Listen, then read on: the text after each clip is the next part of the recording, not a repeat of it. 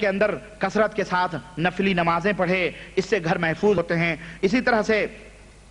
گھر کے اندر اچھی بات کہے، مسکرائے، یہ نہیں کہ گھر کے اندر منحوس ہو جیسے داخل ہو اور جناب علی غصہ توڑ پھوڑ یہ وہ، گھر کے اندر اس کنڈیشن میں رہے اور باہر رہے تو جناب ہنستا کھیلتا رہے۔ نہیں، گھر کے اندر جو ہے آدمی ہنستا مسکراتا بولتا چالتا اور چہل کرتے ہوئے آپس میں کھیل کود بھی کرتا رہے، گھر میں بیوی بچے ماں باپ جو ہیں سب کے ساتھ ہنسی کے ساتھ رہے، ورنہ اس سے جو ہے شیطان راہ پاتا ہے اور پوری سوسائٹی کو، پورے سماج کو، پورے گھروں کو تہس و نہس کر دیتا ہے۔ اسی طرح سے اور بھی اس تعلق سے بہت ساری چیزیں ہیں، میں انشاءاللہ تبارک تعالیٰ بتاؤں گا پھر کبھی، بہرحال ٹائم وقت ہو رہا ہے۔ کچھ تدابیر اور ہیں جو مختصر ہیں، انشاءاللہ یہ کچھ تدبیریں، اور باذن اللہ اگلی مجلس جیسا کہ میں نے آپ کو بتلایا کہ رمضان المبارک کے بعد اب ہماری آپ کی اس ہال کے اندر ملاقات ہوگی، عید کے 10 دن یعنی 10 دن کے بعد 10ویں دن ہماری آفس کھلے گی، اور اس کے بعد جو جمعرات آئے گی پہلی انشاءاللہ تبارک تعالیٰ، اس میں ہم جناتوں کے علاج و معالجے یا علاج کرنے والے کے کیا خوبیاں، پھر جو مریض کیسے ہوتا ہے کیا ہوتا ہے، یہ تمام سب چیزیں لے کے حاضر ہوں گا انشاءاللہ تبارک تعالیٰ۔ بقیہ آپ لوگوں کو اللہ کے حوالے اس کلمات کے ساتھ کرتے ہیں۔ رمضان المبارک آپ کے سر پہ ہے، جو نہایت ہی خیر و برکت کا مہینہ اپنے دامنوں میں لے کے بہت ہی خیر و برکت لے کے آ رہا ہے۔ آپ اس کا خوشی و مسرت کے ساتھ استقبال کریں، اس مہمان کو بنیں اور روزے رکھیں، اس میں اللہ تبارک تعالیٰ کی کثرت کے ساتھ عبادت کریں۔ یہ مہینہ قرآن کا مہینہ ہے، مہینے ہمارے اخلاق صحابہ کرام درس دروس محاضرات لیکچر سب تک کر کے قرآن کریم پڑھتے تھے اور اس کے پڑھاتے تھے۔ تو قرآن پڑھنا اور پڑھانا یہ قرآن کا مہینہ ہے، اس لیے آپ لوگ بھی اس کو لازم پکڑیں، قرآن کو ختم کریں، کم از کم اس مہینے میں قرآن کو پڑھیں، قرآن کو ختم کریں، قرآن کو پڑھائیں۔ اللہ تعالی ہم سب کو نیک اعمال کی توفیق عطا فرمائے اور ہم سب صراط مستقیم پہ چلنے کی توفیق عطا فرمائے، اور ہم سب کو اس مہینے کے تمام روزوں کو رکھنے کی توفیق عطا فرمائے، اور ہم سب کو اللہ وحدہ لا شریک صحیح راستے پہ چلائے، آمین رب العالمین۔ جی کوئی بات نہیں، میں مختصر طور پہ، سوالات زیادہ ہیں، میں مختصر طور پہ انشاءاللہ تعالی آپ کے جوابات دینے کی کوشش کروں گا۔ گزشتہ جمعرات کے بقیہ سوال کا جواب چاہتے ہیں، آپ کے وعدے کے مطابق ہم آپ کے منتظر ہیں۔ یہ وعدہ باذن اللہ جیسا وعدہ رہا، باذن اللہ ہم اس وعدے کو پورا کریں گے اگلے درس میں، اگلے لیکچر میں۔ ہر مہینے میں ایک جمعرات صرف سوال و جواب کی نشست رکھی جائے تو بہتر رہے گا، یہ آپ لوگوں کی رائے کے اوپر ہے۔ اگر ہر مہینے کی ایک جمعرات کو صرف سوال و جواب رکھے جائیں تو اچھی بات ہے، میں سمجھتا ہوں کوئی بری بات نہیں ہے۔ آپ لوگوں کی کیا رائے ہے؟ ٹھیک یہ تجویز ہے؟ چلو کوئی بات نہیں، باذن اللہ انشاءاللہ یہ جب پروگرام ختم ہو جائے گا ہمارا، اس کے بعد جو جمعرات آئے گی انشاءاللہ تعالی ہم اعلان کر دیں گے کہ یہ جمعرات اگلی سوال و جواب کے نشست کی رہے گی۔ آپ لوگ سوال و جواب تیار کر کے اللہ آئیے گا اور باذن اللہ جواب جیسا بھی ہمیں آئے گا دینے کی کوشش کریں۔ معزز دوستوں اور بھائیوں، وقت چونکہ زیادہ گزر چکا ہے، اس لیے میں بلا کسی تمہید کے میں اپنے اسی پرانے موضوع کو ایک طویل وقفے کے بعد اس کی شروعات کرنا چاہتا ہوں۔ ہمارا موضوع سخن پچھلے محاضروں میں، پچھلے لیکچرز میں یہ تھا کہ شیطان سے بچنے کی کیا کیا تدابیر ہیں۔ قرآن و سنت میں سب سے پہلی شیطان سے بچنے کی جو تدبیریں بیان کی گئی ہیں، علاج سے پہلے بلکہ مصیبتوں میں پڑنے سے پہلے اللہ اور اس کے رسول صلی اللہ علیہ وسلم نے کچھ تدبیریں بیان کی ہیں۔ چنانچہ تقریباً 21 یا 22 تدبیریں میں نے آپ حضرات کے سامنے بیان کی تھیں پچھلے لیکچر میں، اور آج میں اپنے بیان انہی تدبیروں کے اوپر اپنے بیان کو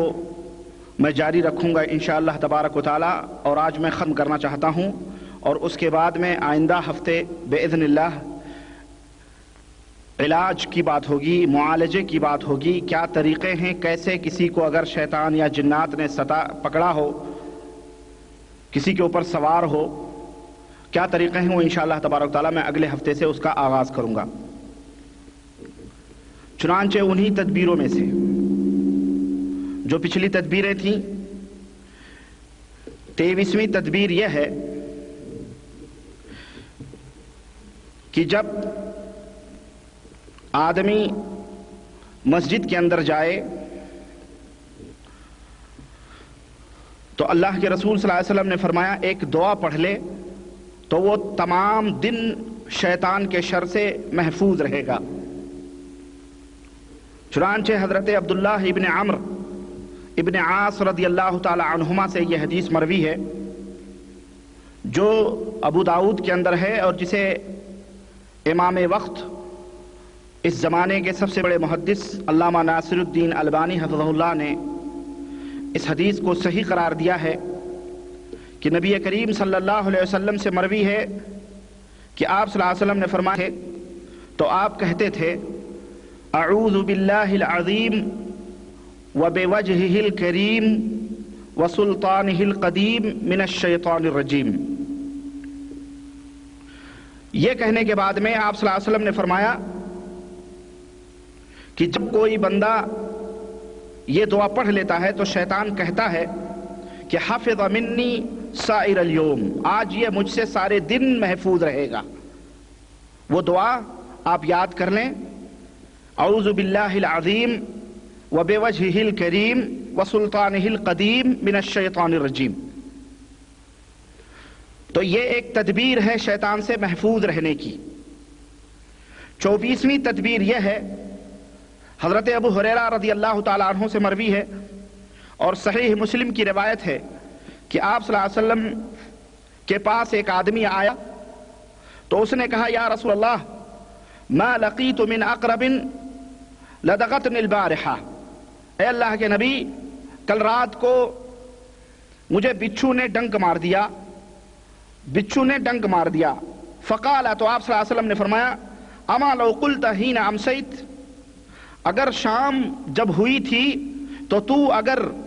اس وقت جب شام ہوئی تھی یہ کلمہ کہہ لیتا کہ اعوذ بکلمات اللہ التامات من شر ما خلق،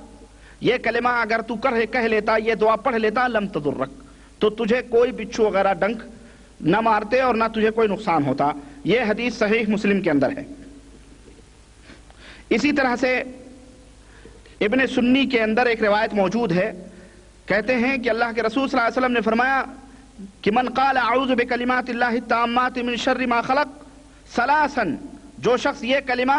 3 دفعہ کہہ لے، لم یضرہ شیء، اسے کوئی چیز نقصان نہیں پہنچا سکتی۔ اس کی سند صحیح ہے، اور ایک مسلم کی روایت میں ہے، صحیح مسلم کی ایک روایت میں ہے کہ جو بندہ کسی مقام میں اترے، کسی بستی میں، کسی شہر میں، کسی گاؤں میں، کسی قریے میں، یا کسی گھر میں یا صحرا میں یا میدان میں کہیں بھی جائے اور یہ دعا پڑھے، وہ بکلمات اللہ التامات من شر خلق لم یضرہ شیء حتی یرتحل من منزلہ ذلک، جب تک کہ وہ بندہ وہاں سے کوچ نہ کر جائے جب تک اسے کوئی چیز نقصان نہیں پہنچا سکتی۔ تو یہ تدبیریں ہیں اللہ کے رسول صلی اللہ علیہ وسلم نے اپنے ماننے والوں کو، اپنی امت کے لوگوں کو بتلائی ہیں۔ 25ویں تدبیر یہ ہے کہ اللہ کے رسول صلی اللہ علیہ وسلم نے فرمایا، حضرت عثمان ابن عفان رضی اللہ تعالی عنہ اس حدیث کے راوی ہیں کہ ما من عبد یقول فی صباح کل یوم ومساء کل لیلۃ، کہ جو بھی بندہ روزانہ صبح کو اور شام کو یہ دعا پڑھ لے، کون سی دعا؟ بسم اللہ الذی لا يضر مع اسمه شيء في الارض ولا في السماء وهو السميع العليم 3 مرات، 3 دفعہ یہ دعا پڑھ لے، لم يضره شيء، اسے کوئی چیز نقصان نہیں پہنچا سکتی ہے۔ یہ حدیث ترمذی کی ہے اور علامہ البانی حفظہ اللہ نے اس حدیث کو صحیح قرار دیا ہے۔ تو یہ تدبیر اللہ کے رسول صلی اللہ علیہ وسلم کی ہے۔ اسی طرح سے ایک اور تدبیر اللہ کے نبی صلی اللہ علیہ وسلم نے 26ویں تدبیر یہ بتلائی ہے کہ جب کوئی بندہ بسم اللہ کر لیتا ہے تو شیطان کے شر سے محفوظ ہو جاتا ہے۔ چنانچہ حضرت امیہ ابن مخشہ رضی اللہ تعالی عنہ کہتے ہیں کہ کان رسول اللہ صلی اللہ علیہ وسلم جالسا ورجل یاکل، کہ رسول اللہ صلی اللہ علیہ وسلم کھانا کھا رہے تھے اور آپ صلی اللہ علیہ وسلم بیٹھے ہوئے تھے اور ایک آدمی کھانا کھا رہا تھا، اس نے بسم اللہ نہیں کہا،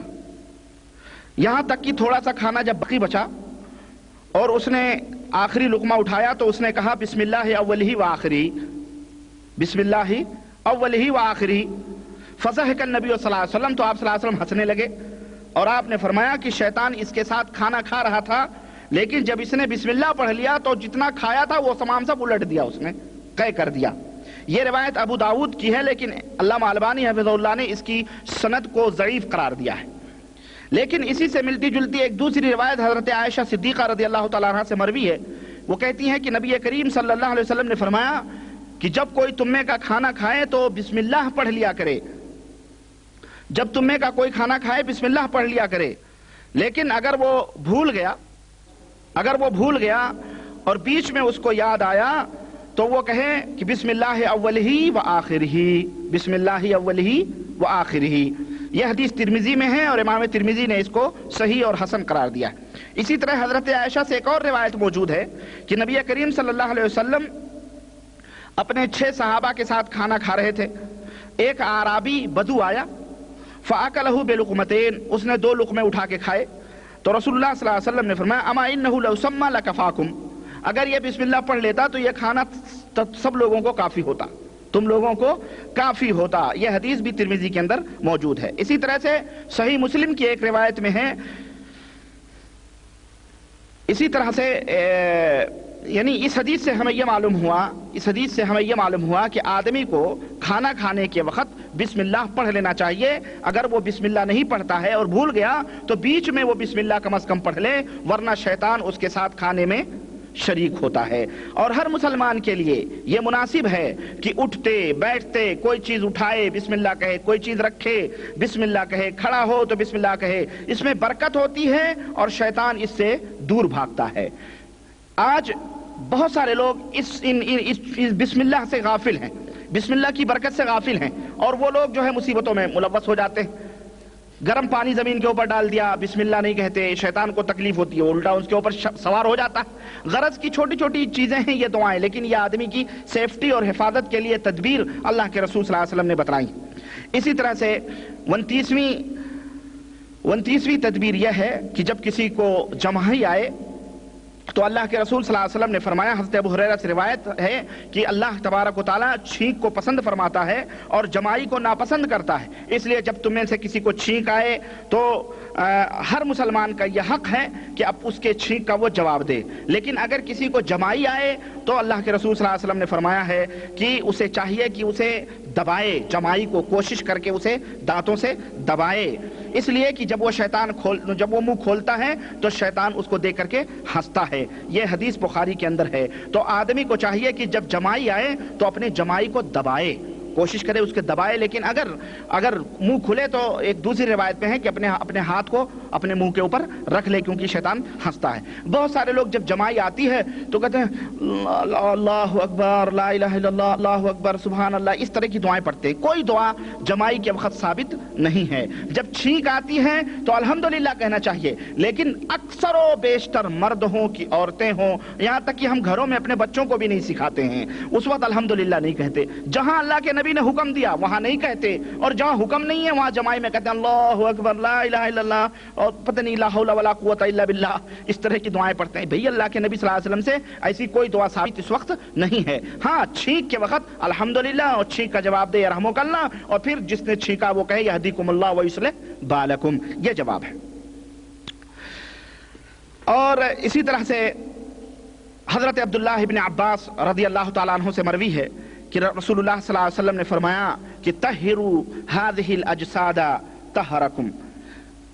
شیطان وضو کرنے سے بھی دور بھاگتا ہے۔ آدمی جب باوضو رہتا ہے تو شیطان آپ سے قریب نہیں آ سکتا ہے۔ اللہ کے رسول صلی اللہ علیہ وسلم نے فرمایا کہ اے لوگو اپنے اس جسم کو پاک و صاف رکھو، اللہ تمہیں پاک و صاف رکھے گا، اللہ تمہیں پاک و صاف رکھے گا۔ فَإِنَّهُ لَيْسَ مِنْ عَبْدٍ يَبِيتُ طَاهِرًا، اس لیے کہ نہیں ہے کوئی بندہ مگر یہ کہ وہ پاک و صاف ہو کے رات گزارتا ہے، یعنی باوضو ہو کے رات گزارتا ہے، تو اس کے بسترے میں یا اس کے قریب ہی ایک فرشتہ مقرر کر دیا جاتا ہے۔